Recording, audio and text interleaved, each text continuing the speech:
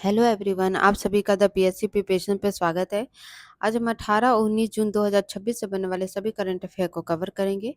उससे पहले हम लास्ट क्लास का रिवीजन कर लेते हैं। लास्ट क्लास में हमने पढ़ा था भारतीय डाक द्वारा किस राज्य से पहली बार ड्रोन आधारित डाक सेवा शुरू की गई है? हिमाचल प्रदेश से। हाल ही में प्रधानमंत्री नरेंद्र मोदी को किस देश का सर्वोच्च नागरिक सम्मान the order of white double cross first class प्रदान किया गया है? स्लोवाकिया के द्वारा। केंद्रीय मंत्री प्रहलाद जोशी द्वारा लॉन्च किया गया देश का पहला समर्पित विंड टरबाइन आपूर्ति श्रृंखला प्रबंधन पोर्टल को क्या नाम दिया गया है? WT मारुत। भारत के किस टाइगर रिजर्व के नीचे से देश की पहली 8 लेन सुरंग बनाई जाएगी? तो मुकुंदरा टाइगर रिजर्व, जो कि कहाँ है? राजस्थान में स्थित है। हाल ही में भारत के द्वारा किस वर्ष तक पवन ऊर्जा क्षमता को 155 गीगावाट पहुंचाने का लक्ष्य रखा गया है? तो ये रखा गया है 2035 तक।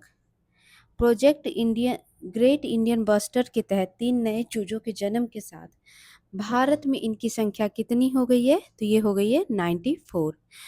वर्ल्ड ब्लड डोनर डे कब मनाया जाता है? 14 जून को मनाया जाता है, जिसकी थीम थी one drop of humanity give blood save lives. किस राज्य सरकार के द्वारा महिलाओं और ट्रांसजेंडरों के लिए प्रियदर्शनी मुफ्त बस यात्रा योजना शुरू किया गया है? केरलम के द्वारा। किस अंतर्राष्ट्रीय संस्थान के द्वारा गिग और प्लेटफॉर्म वर्कर के लिए दुनिया की पहली बाध्यकारी वैश्विक संधि की मंजूरी दी गई है? तो इंटरनेशनल लेबर ऑर्गेनाइजेशन के द्वारा इसकी जो है वैश्विक संधि की मंजूरी दी गई है। तो ये थे लास्ट क्लास के रिवीजन। अब शुरू करते हैं हम आज की क्लास को। पहला क्वेश्चन है, IMA देहरादून के 150 पासिंग आउट परेड में किसे स्वॉर्ड ऑफ ऑनर और प्रेसिडेंट्स गोल्ड मेडल प्रदान किया गया है? तो ये किया गया है विशाल कुमार को।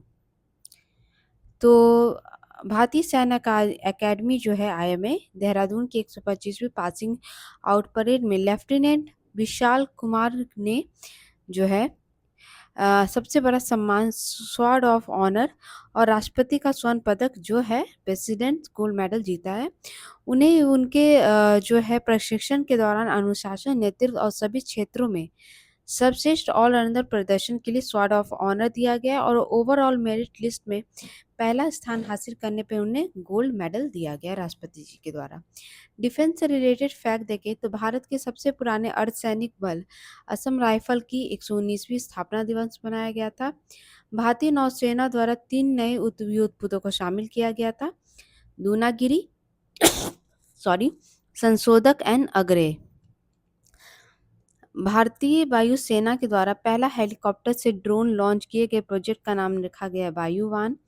भारतीय नौसेना के द्वारा लॉन्च किया गया पहला next generation of orbiter vessel का नाम है INS साची। नौसेना को सौंपा गया दूसरा anti submarine warfare shallow watercraft है INS मलवान। भारतीय नौसेना में शामिल किए गए तीसरे SSBN का नाम है INS अरिदमन और प्रोजेक्ट 17A स्टील फ्रिगेट को शामिल किया गया, उसका नाम है INS तारागिरी। भारतीय नौसेना का INS त्रिखंड तंजानिया के दार ए सलाम पहुंचा था। भारतीय सेना प्रमुख जनरल उपेंद्र द्विवेदी जो है US आर्मी वॉर कॉलेज के हॉल ऑफ फेम में शामिल होने वाले तीसरे क्रम के सेना प्रमुख बने। प्रोजेक्ट 17A के तहत भारतीय नौसेना में शामिल किया गया महेंद्र गिरी को जो है कोचिन शिपयार्ड के द्वारा बनाया गया था और DRDO का द्वारा भारत का पहला स्वदेशी ग्लाइड वेपन सिस्टम तारा बनाया गया है। गोवा शिपयार्ड के द्वारा जो है भारतीय तटरक्षक बल में शामिल किए गए ICSG अचल का निर्माण किया गया था। INS सुदर्शनी जो है लोकायान 26 के तहत एंटीगुआ बारबुडा पहुंची थी। नेक्स्ट क्वेश्चन है, किस राज्य के बिहू पेपा करबी आंगलोंग हैंडलूम बांस शिल्प और देवरी हैंडलूम को GI टैग प्रदान किया गया है? तो ये संबंधित है आसाम से। ठीक है, तो असम बिहू पेपा ये भैंस के सींग से बनाया जाने वाला एक पारंपरिक वाद्य यंत्र है और कार्बी एंगलोंग हैंडलूम जो कि जो है जनजातियों के द्वारा बुनाई परंपरा और पारंपरिक डिजाइन के लिए जाना जाता है और असम बांस शिल्प को जो है और देवरी हथकरघा उत्पाद जो है ये देवरी जनजाति के द्वारा बनाया जाता है, तो इसके लिए मिला है। इसके अलावा जो है त्रिपुरा के पारंपरिक और स्वदेशी वाद्य यंत्र त्रिपुरा सारिंद को जून 2026 में जो है जीआई टैग मिला है। त्रिपुरा के सारिंग को भी जीआई टैग अभी प्रदान किया गया है। नेक्स्ट क्वेश्चन है, वर्ल्ड क्रोकोडाइल डे कब मनाया जाता है? तो ये हर साल 17 जून को मनाया जाता है। ठीक है, और ये जो है इस दिवस का मुख्य उद्देश्य ये है कि दुनिया भर में विलुप्त हो रहे मगरमच्छों और घड़ियालों के संरक्षण के प्रति लोगों में जागरूकता बढ़ाना। इस बार की थीम है लेगेसी इन एवरी स्केल। इसके अलावा जो है 17 जून को विश्व मरुस्थलीकरण एवं सूखा रोकथाम दिवस भी मनाया जाता है। World day to combat desertification and drought भी मनाया जाता है हर साल 17 जून को। इस बार की थीम है rangeland recognise respect restore, चारागाह पहचाने सम्मान करें पुनर्स्थापित करें। ठीक है, नेक्स्ट क्वेश्चन है, टाइम्स मैगजीन के द्वारा जारी 100 most influential people in the sports 2026 में शामिल एकमात्र भारतीय महिला खिलाड़ी कौन है? तो यह है स्मृति मंथाना। तो अभी जो है ये लिस्ट जारी की गई है जिसमें भारत की तरफ से एकमात्र खिलाड़ी को शामिल किया गया है, वो है स्मृति मंथाना। और ये जो है इस सूची में जगह पाने वाली वो सिर्फ इकलौती भारतीय है, और बल्कि दुनिया के केवल 2 क्रिकेटरों में से एक शामिल, मतलब भारत की तरफ से तो इकलौती हैं और दुनिया में देखा जाए सिर्फ 2 क्रिकेटरों को शामिल किया गया है। दूसरी जो है दक्षिण अफ्रीका के कप्तान तेम्बा बामुम्बा को भी इसमें शामिल किया गया है टाइम्स के 100 most influential people in sports में। गेम से रिलेटेड अवार्ड का रिवाइज कर ले तो ICC player of the month फरवरी माह के लिए चुना गया था अरुंधति रेड्डी और साहिबजादा फरहान को। 8वें हॉकी इंडिया एनुअल अवार्ड में जो है जफर इकबाल को major Dhyan Chand life achievement award प्रदान किया गया था। पर्सन ऑफ द ईयर रहे थे हार्दिक सिंह और नवनीत कौर, और बलजीत सिंह अवार्ड दिया गया था बिच्छू देवी को। वर्ल्ड आर्चरी के द्वारा para Archer of the year 2025 चुना गया था शीतल देवी को। एशियन स्क्वैश फेडरेशन के द्वारा प्लेयर ऑफ द ईयर 2025 घोषित किए गए थे अभय सिंह को मेल कैटेगरी में। फीमेल में अनाहत सिंह को जूनियर कैटेगरी में किया गया था, और male team of the India को टीम ऑफ द ईयर घोषित किया गया था। आईसीसी के द्वारा जो है मार्च महीने के लिए प्लेयर ऑफ द मंथ घोषित हुए संजू सैमसन और एमेलिया कर। विजडन क्रिकेटर एल्मनेक 2026 पुरस्कार में leading cricketer in the world चुना गया था मिशेल स्टार्क को और दीप्ति शर्मा को। इसके अलावा leading T20 cricketer in the world चुना गया था अभिषेक शर्मा को। विजडन ट्रॉफी जो है दिया गया था ऋषभ पंत को। Wisden cricketer of the year चुना गया था शुभमन गिल, रविंदर जडेजा, मोहम्मद सिराज और ऋषभ पंत। कोलकाता की आरोन्यका घोष को भारत के 95 क्रम की ग्रैंड मास्टर बनाया गया था। लॉरियस वर्ल्ड स्पोर्ट्स अवार्ड 2026 में sports person of the year 2026 चुने गए थे कार्लोस अल्कराज और Aryna Sabalenka. Lifetime achievement award दिया गया था नादिया कमेंसिया को, और टीम ऑफ द ईयर रही थी PSG. Princess of Asturias award for sports जीतने वाले दुनिया के पहले फुटबॉलर बने हैं लियोनेल मेसी। नेक्स्ट क्वेश्चन है, न्यू डेवलपमेंट बैंक एनडीबी में शामिल होने वाला 10वां और पहला मध्य एशियाई देश कौन बना है? तो ये पहला देश बना है, वो बना है उज्बेकिस्तान। ठीक है, और ये जो है ये उज्बेकिस्तान एनडीबी जिसे ब्रिक्स बैंक भी कहा जाता है, इसमें शामिल होने वाला सेंट्रल एशिया का पहला देश बना हुआ है।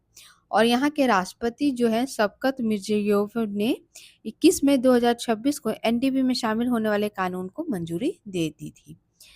एनडीबी की बात करें तो इसकी स्थापना 2014 में ब्रिक्स देशों के द्वारा ब्राजील, रूस, भारत, चीन और दक्षिण अफ्रीका द्वारा किया गया था, इसलिए इसे ब्रिक्स बैंक भी कहा जाता है। इसका मुख्यालय जो है संघाई चीन में है। इसके वर्तमान अध्यक्ष दिल्मा रूसेफ हैं। और मूल ब्रिक्स देशों के अलावा बांग्लादेश, यूएई, मिस्र, अल्जीरिया और अब उज्बेकिस्तान इसके आधिकारिक सदस्य बन गए हैं। नेक्स्ट क्वेश्चन है, हाल में राष्ट्रीय सांख्यिकी आयोग नेशनल स्टैटिस्टिकल कमीशन का अध्यक्ष किसे नियुक्त किया गया है? तो ये नियुक्त हुए हैं डॉक्टर सैबल चट्टोपाध्याय। तो डॉक्टर सैबल चट्टोपाध्याय ये आईएमएम कोलकाता के पूर्व निदेशक हैं, और इनको जो है एनएससी का जो है अध्यक्ष चेयरपर्सन चुना गया है। इसके अलावा 3 लोगों का और अपॉइंटमेंट हुआ है, जिसमें प्रोफेसर सुब्रत दास, सत्येंद्र बहादुर सिंह, ठीक है, और डॉक्टर माधवन मुकुंद, इनको भी इसका सदस्य बनाया गया है इस आयोग का। राष्ट्रीय सांख्यिकी आयोग की बात करें तो इस आयोग का गठन 2005 में रंगराजन आयोग की सिफारिश के आधार पे की गई थी, और ये देश की सभी मुख्य सांख्यिकी गतिविधियों के लिए एक शीर्ष नोडल है और सलाहकार निकाय के रूप में कार्य करता है। नेक्स्ट क्वेश्चन है, कैग के नवीनतम रिपोर्ट के अनुसार किस राज्य का राजकोषीय घाटा सबसे अधिक रहा है? तो ये रहा है मेघालय का। अभी कैग की वार्षिक रिपोर्ट आई है स्टेट फाइनेंस 2024-25 के अनुसार वित्तीय वर्ष 2024-25 में भारत के 18 राज्यों ने अपने सकल राज्य घरेलू उत्पाद जीएसडीपी के 3% की वित्तीय घाटा सीमा को पार कर लिया है। कैग की इस रिपोर्ट के मुताबिक राज्यों की वित्तीय स्थिति में ये गिरावट केवल कोविड-19 महामारी के वर्ष 21 के दौरान देखी गई मंदी से तुलनीय है। तो वित्तीय वर्ष 2024-25 में भारत के सभी 28 राज्यों ने राजकोषीय घाटा दर्ज किया है, जिसका अर्थ है कि उनका कुल खर्च उनकी कमाई से अधिक रहा है। सबसे ज्यादा मेघालय का रहा है, कितना रहा है जीएसडीपी राजकोषीय घाटा 8.69%। नागालैंड के दूसरे क्रम पर रहा है जिसका घाटा है 6.14%, और सिक्किम का रहा है 5.59%। कैग की बात करें तो कंप्यूटर एंड ऑडिटर जनरल इसका फुल फॉर्म है। ये कॉन्स्टिट्यूशन अथॉरिटी है, रिस्पॉन्सिबल होती है कि जो यूनियन और स्टेट का जो अकाउंट होता है उसको ऑडिट करने का, ताकि जो पब्लिक फाइनेंस है, पब्लिक का जो पैसा है और जो एक अकाउंटेबिलिटी है सरकार की कि पब्लिक का पैसा आपके पास जमा हो रहा है, आप उसके पैसे का कैसा इस्तेमाल करें, उसकी अकाउंटेबिलिटी जो है तय करने के लिए जो है इसका निर्माण किया गया है। और ये आर्टिकल 148 के तहत जो है इसको कॉन्स्टिट्यूशन में मेंशन किया गया है। कॉन्स्टिट्यूशन प्रोविजन देखें तो कैग जो है आर्टिकल 148 में इसके बारे में बताया गया है। आर्टिकल 149 में इसकी ड्यूटी और पावर के बारे में बताया गया है। आर्टिकल 150 में जो है अकाउंट्स के बारे में बताया गया है, कौन कौन से अकाउंट्स ये देख सकते हैं। आर्टिकल 151 में रिपोर्ट कैग की बात की गई, कैग के द्वारा रिपोर्ट जो पेश की जाती है, और एक्सपेंसेस जो है 152 में कही गई है। मतलब आर्टिकल 148 से 152 जो है कैग के बारे में कॉन्स्टिट्यूशन में मेंशन है। जो अपॉइंटमेंट होता है कैग का, उसका जो अपॉइंटमेंट प्रेसिडेंट ऑफ इंडिया करते हैं। इनका टेन्योर 6 ईयर के लिए होता है या 65 ईयर के लिए होता है, जो भी पहले हो जाए।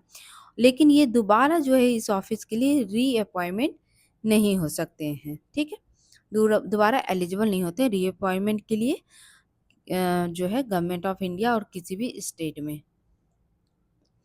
रिपोर्ट कौन जो है, ये जो कैग जो अपनी रिपोर्ट है वो प्रेसिडेंट ऑफ इंडिया को सबमिट करती है, यूनियन से रिलेटेड रिपोर्ट जो होती है, और जो स्टेट्स के ऑडिट से रिलेटेड रिपोर्ट होती है वो गवर्नर को पेश करती है। और ये दोनों रिपोर्ट जो है प्रेसिडेंट फिर पार्लियामेंट में, और जो गवर्नर होते हैं वो स्टेट लेजिस्लेचर में इस रिपोर्ट को पेश करते हैं। कौन कौन सी रिपोर्ट्स बनाती है क्या, एक तो एप्रोप्रिएशन अकाउंट का एक रिपोर्ट बनाती है, फाइनेंस अकाउंट का रिपोर्ट बनाती है, और ऑडिट रिपोर्ट बनाती है, ठीक है। कौन कौन से अकाउंट जो है कैग जो है वो ऑडिट कर सकती है। यूनियन गवर्नमेंट की बात करें तो consolidated fund of India, contingency fund of India, public accounts of India, और जितने भी रिसीव्ड एक्सपेंडिचर है जो कि गवर्नमेंट ऑफ इंडिया खर्च कर रही है या रिसिप्ट ले रही है, वो सब का ऑडिट करती है। इसके अलावा यूटी के अकाउंट का ऑडिट करती है, और ऑटोनॉमस बॉडी जो होती हैं जो कि गवर्नमेंट ऑफ इंडिया के द्वारा फाइनेंस किए जाते हैं उनके भी अकाउंट को ऑडिट करती है। इसी तरह स्टेट गवर्नमेंट के कॉन्सोलिडेटेड फंड को, कंटीजेंस फंड को, पब्लिक अकाउंट को, जितने भी रिसिप्ट और एक्सपेंडिचर होते हैं स्टेट गवर्नमेंट के, और लोकल बॉडी और ऑटोनॉमी बॉडी के जो इतने भी अकाउंट होते हैं उन सब को ऑडिट करने का काम कैग का होता है। नेक्स्ट क्वेश्चन है, RHRS गुंटूर के द्वारा किसकी दो नई किस्में LCA 625 एंड LCA 643 विकसित की गई है। तो ये किस्में हैं चिली की, मिर्च की, ठीक है।